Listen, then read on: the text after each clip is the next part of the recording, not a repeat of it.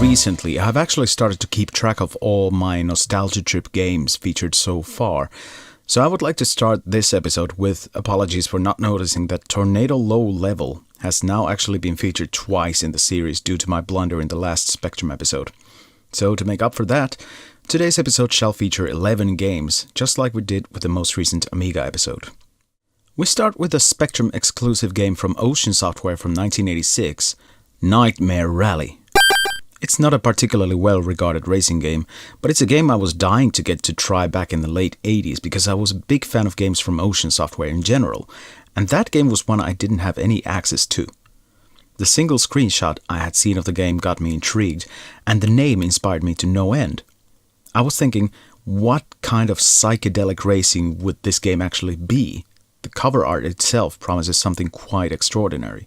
Well, a couple of years before the turn of the millennium, I found out for myself thanks to the original World of Spectrum website, which exists no longer in its old form, aside from the snapshots in the Internet Archive. Another quarter of a century later, I'm still not entirely sure what to think of it.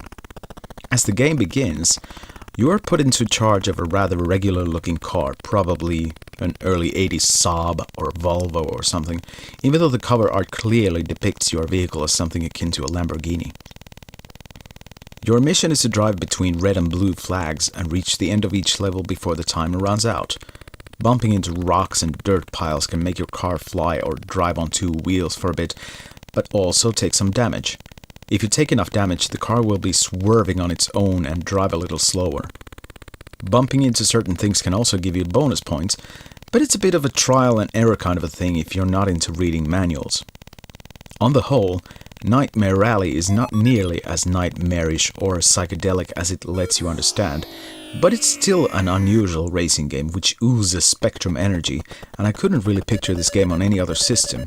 Well, at least not in the same style. The style of the game and the cover art are enough to evoke some nostalgia, but it's not exactly enough to make me play it more than maybe once every couple of years. Still, it's worth putting in this list. Today's list features two games from a quirky little publisher by the name of New Generation Software, whatever that was supposed to say in 1982, when the company was founded.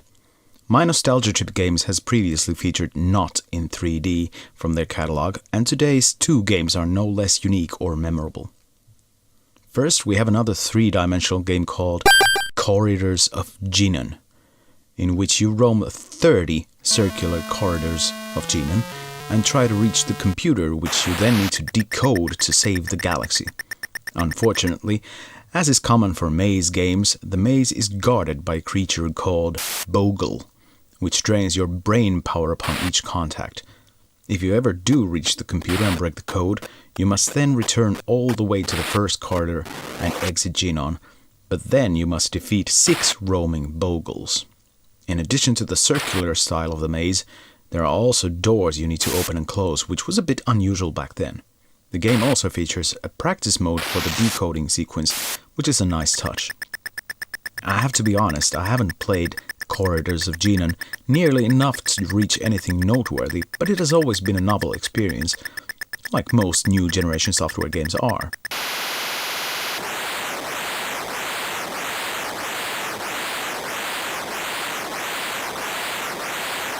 It's a worthy little game, and it has a nice cover art too. Hewson's catalog had some extraordinary games, one of which was Paradroid on the Commodore 64, which I have mentioned in the series a long time ago. This, as you might be well aware, was never made for the ZX Spectrum, but the Spectrum users had their own alternative take on the same idea with Quazatron, which was basically an isometric take on the same idea, but with some rather game-changing alterations, most notably various altitudes and different-looking robots. I had never heard of this game until well after emulation came along, so probably after the turn of the millennium. I wasn't a huge fan of this one when I first found out about it, but I happened to get this game in my first game bundle purchase soon after buying myself my first Spectrum since the 80s, so this happened something like, 18 years ago now, making it already nostalgic for me, despite how late I got into the game.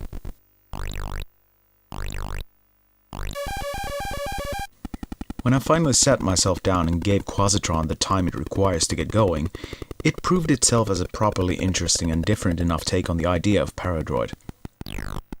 Had it not been for some of the familiar features from the original game, though, I don't think I could have gotten past the first area. Now, though, it is one of my favorite Hewson games on the Spectrum, and I highly recommend it.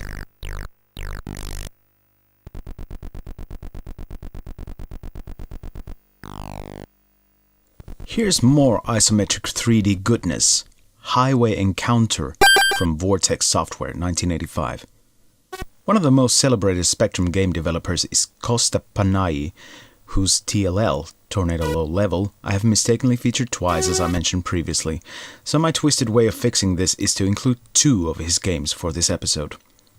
Highway Encounter is an isometric action game in which you have to deliver a small pyramid-like object to the end of the highway with a droid that can push things and shoot other things.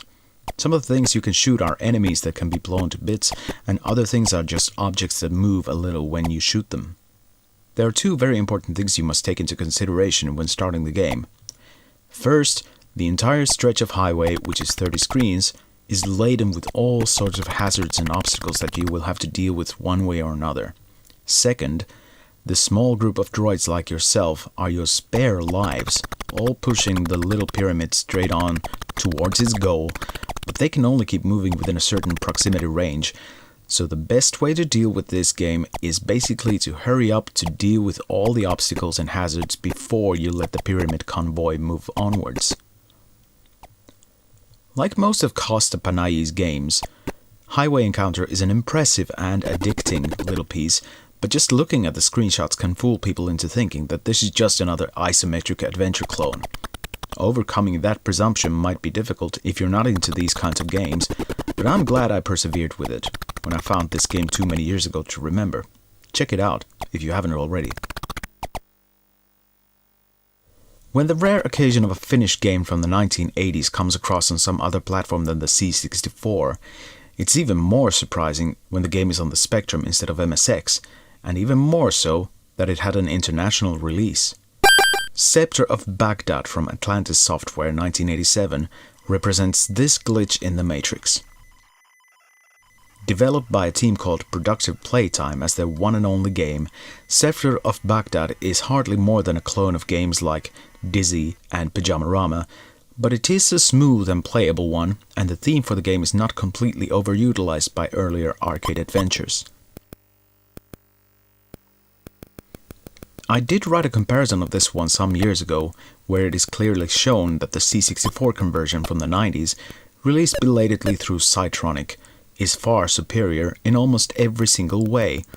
But I feel some pride for my fellow countrymen who produced the original game and got it published in Europe, a feat not accomplished by any other Finnish Spectrum game developer prior to that.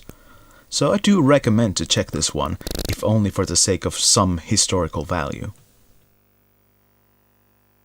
Tim Follin is a game music composer into whose work I didn't really get introduced properly until further into my life with the Commodore 64. I'd played Chronos on the ZX Spectrum before, which had his music, but I had no memory of his input on that before I tried the game again through emulation. On the C64 though, one of my absolute favorite soundtracks of his was the largely subpar action game Agent X2, The Mad Prof's Back, which I eventually learned was the only sequel to a game originally only released on the Spectrum. And that is why I eventually seeked out the original Agent X in the Brain Drain Caper, soon after emulation came along, so that I could marvel the earlier installation's 48K beeper soundtrack by Tim Follin, as well as the mix of different segments. Gameplay-wise, the first Agent X isn't all that much better, if any, than the sequel, but again, it is worth playing for the music alone, which, unfortunately, only plays in the title screen.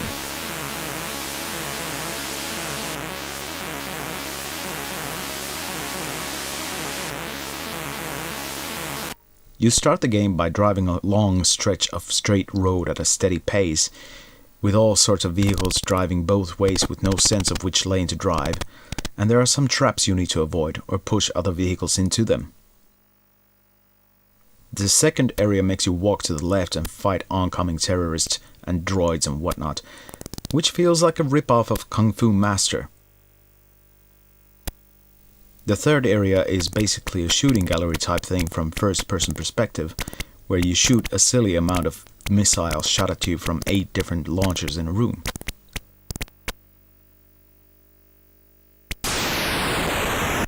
The fourth and final area is loosely based on the gameplay mechanics of Choplifter, where you need to fetch a bomb from the left end of the area, bring it back to the right end to plant it, and then return to the left end. It's not a bad game as such, but the combination of rather mediocre segments doesn't make it any better as a sum of its parts. It is better constructed than the sequel, in that this has to be completed in one full sequence, while the sequel is played in 3 separately loadable parts. It is easy enough to complete relatively quickly in one sitting too, although the third section does require some sharp eyes and maybe some practice too. The cool thing is, you get an undisclosed amount of lives, which probably amounts to at least 30, but it is displayed as a picture of Agent X walking slowly towards his grave each time he takes a hit. From the Mastertronic catalog on the ZX Spectrum, it is a game worth taking a look. Now here's another one of Costa Panay's classics called Cyclone, also released in 1985, but it has more similarities to TLL, most specifically the visual style. Nothing wrong with that though. This time you control a helicopter around a large map, and your mission is to collect 5 parcels and return to base, but also picking up stranded people gives you extra points. The Cyclone itself is the only real enemy in the game, which moves around the map, which you can follow by pressing M at any time. You can also move your helicopter while in the map, but you do need to watch out for passing airplanes. The Cyclone has a fairly large area of influence, and the closer you get to it, the more impossible your helicopter becomes to control. Cyclone is just as brilliant as Vortex's TLL, if not better, because the helicopter is actually easier to handle than TLL's jet bomber. As such, I could recommend this one even more, but I suppose anyone's preference has more to do with nostalgia in these cases. I'm more familiar with TLL, but I do think this one is the better game of the two. Ultimate Play the Game had their first hits on the 16K Spectrum with Jetpack, Cookie, Psst and Trans Am, all released in 1983, but later that same year they moved on to 48K games, starting with Lunar Jetman, the link between Jetpack and Solar Jetman, which was released on the NES much later on. Lunar Jetman continues Jetman's spacey adventures on some planet surface, but now you fly around with a jetpack with a finite amount of fuel in it, and the planet surface stretches quite a bit left and right on a scrolling screen. Your mission is to destroy alien bases with your lunar rover, which you can enter whenever in its immediate vicinity, but getting that thing usable is a task in itself, because your enemies and space debris and all sorts of flying junk go by so fast that you're gonna require lightning-fast reflexes to get anywhere. It doesn't really help that they made the game practically impossible to play just on a joystick, since you're gonna need to use the keyboard for entering and exiting vehicles or going into teleports, and another key for picking up and dropping items. So I would definitely recommend to play this game on real hardware and on keyboard. Lunar Jetman was one of the earliest games that I remember having an urban legend connected to it, thanks to some apparently faked magazine screenshot of the game. It involved attaching a trailer to your lunar rover, as shown by the actual cover art, but it was later proven that there is no such thing in the game code. From the entire catalog by Ultimate Play the Game, I have to admit Lunar Jetman was the most difficult one to get dragged into because of its insane difficulty level. But with perseverance, there is a pretty good game hiding underneath the harsh surface. Proceed with caution. It's time for our second new generation software title, and this one is arguably their best known one, Trashman. I actually first came across this game on the Commodore 64, but it never felt at home on that platform somehow. I guess I got a similar vibe about it there as I did with School Days and Manic Miner and all those Wally Week games. Anyway, in Trashman, your job is to empty trash cans from all the houses and earn some money doing some extra work while at it. You're on a tight schedule though, so don't loiter about for too long fixing people's TVs and other things when the garbage truck is being driven according to the schedule by your unseen companion. Of course, you also need to watch out for traffic, which includes cyclists from the 2nd Street onwards. It's a surprisingly remarkable game about a wildly unremarkable occupation, and it has the potential to get under your skin in just a couple of plays. Trashman was something of a hit game back in 1984, but it's not the most memorable game from the era, though I blame the lack of conversions and marketing for it. It's a cult classic at the very least, and it has a sequel too, so I'd say it's worth checking out.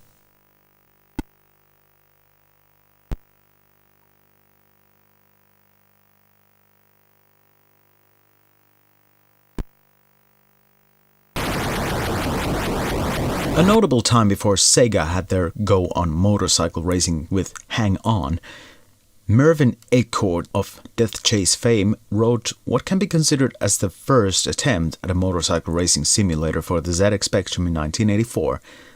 This game was called Full Throttle.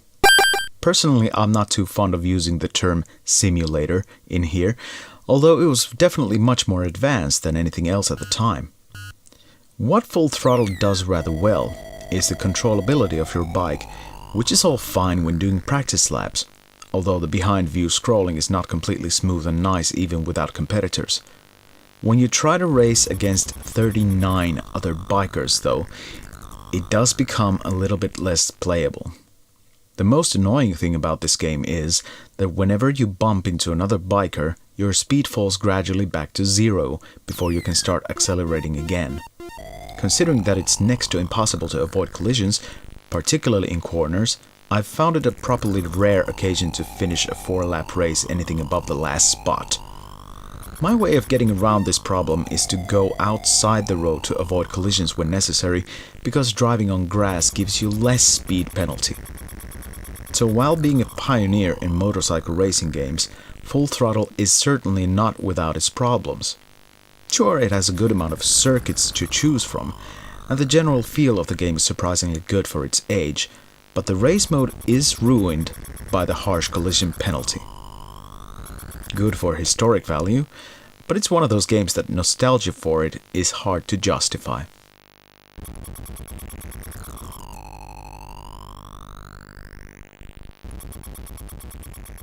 The 11th and final game for today is an odd 3D adventure called Eye of the Mask, written by Sandy White in 1985, who also wrote the 1983 Spectrum classic And Attack, and its sequel.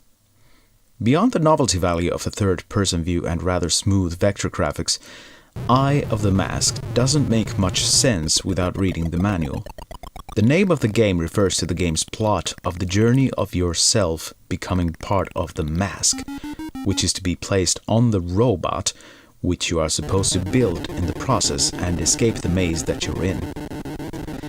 So, the maze is an arena with no less than 32 entrances to places the manual calls universes, which appear as black areas with 3 crystals.